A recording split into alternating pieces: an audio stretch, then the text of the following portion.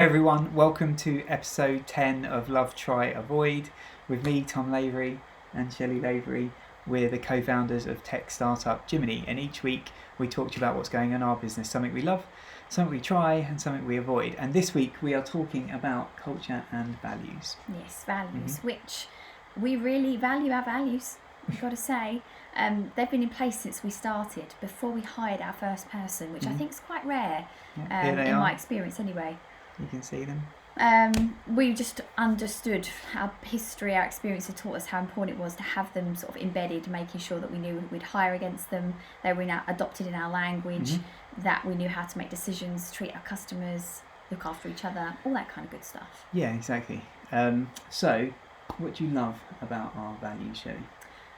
I love how they are a part of how we talk to each other. And that's in part because of how they're written. And I suppose, therefore, I really love how they're written. Be open, be brave, be determined. They're really easy to adopt in your language. And when you can do that, they're really alive. You can hold yourself accountable to them, each other accountable to them.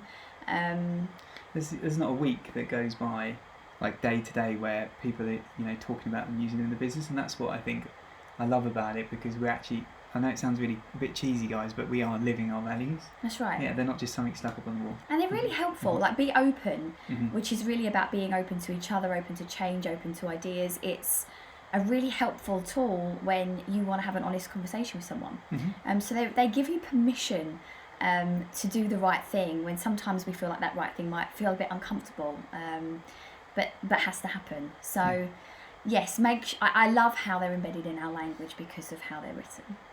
What about try? What are we trying with our values? Well, I think the main thing is that we're using them every day and week, but the history of them gets like lost in Slack or how we thank you and stuff. So one of the things we're actually doing is investing in an engagement platform, and we're going to actually start using recognition and e-cards and stuff, especially because we're in 2 countries. We're in Sofia, we're in the UK, so making sure that they're really embedded across the business as we grow and get bigger. Yeah, it will help us sort of tell that recognition story, won't it? Yeah. And just from a leadership perspective, it's helpful then to sort of see where peer-to-peer recognition is really strong, where your team are getting recognised from other members of the organisation that otherwise gets overlooked.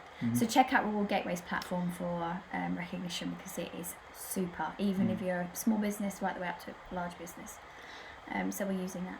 What would you avoid, Shelley? What would be your tip? Well, I'm going to wrap up from kind of where I started. Avoid your values just being words, sort of, Innovate.